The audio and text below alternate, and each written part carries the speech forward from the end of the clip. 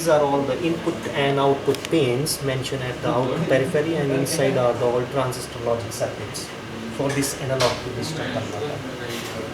Every ICs have these transistors because logic is made with the help of transistors only in ICs.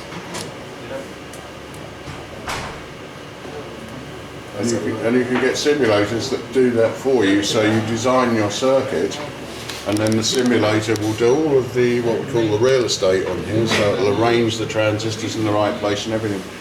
When this simulator duplicates this image. Well, because there's primitives for each thing, so if there's an AND gate, it knows what the AND gate primitive is, so it will put that in place for you. When I was a student, we did Cadence was our simulator, and we designed an 8-bit digital to analog converter. And when you printed it out so that you could see the individual silicon gates, you needed a sheet of paper that was about, is it A0, you know, the biggest one?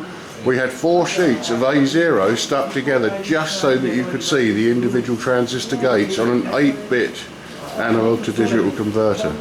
So that's how many gates you have in there, literally thousands and thousands and thousands. When they make an IC now, because my friend works for Fujitsu, I know that's a dirty word at the moment because of the post office thing, but what they do is all of the design engineers meet up for what's called tape out. So they meet up in a big hall and they all have their own different coloured pieces of tape, and they tape out the layout of the silicon on the floor using masking tape.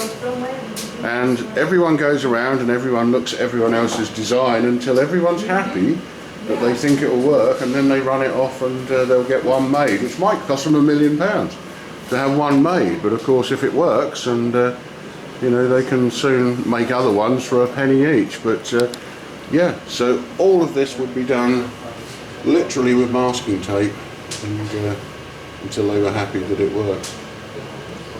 And I've got an old book upstairs, which is, no, it's not National Instruments, I can't remember. But you've got the first... This IC is from Mr. Mushi, I think. Okay, yeah. But I've got a catalogue upstairs for when integrated circuits first come out, and it's advertising the sale of a 2-input AND gate. And it's sold like it's something absolutely revolutionary. And it's a little round transistor with glass on the top, and you can see that those soldering things in there are actually done by hand. And when they've got a micro, not on this one. These one. Yeah, not on this one. They're not done by hand. They're done by a machine. But the catalogue I've got upstairs for the 2-input AND gate, you can see it's been soldered by hand under a microscope, and it was the beginning of integrated circuits. Somebody just came up with the bright idea of, well, if we take 3-4 transistors we can make a gate, well, why don't we put them all in the same package, and then all of a sudden within 20 years we've got modern technology as we know it. An accident really, after they invented transistors. And the irony of the invention of the transistor is the day it was released by the Americans, nobody was even interested. They said, we have invented the transistor, and it wasn't even on the newspapers the following day. And it took a long time, and it was the Japanese that adopted it to build small free transistor radios.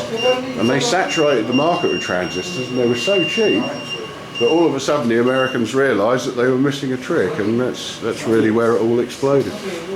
But yeah, interesting. The history of the transistor. Look it up on YouTube. It's a good watch. There's a good video on there about that, about an hour long. Okay.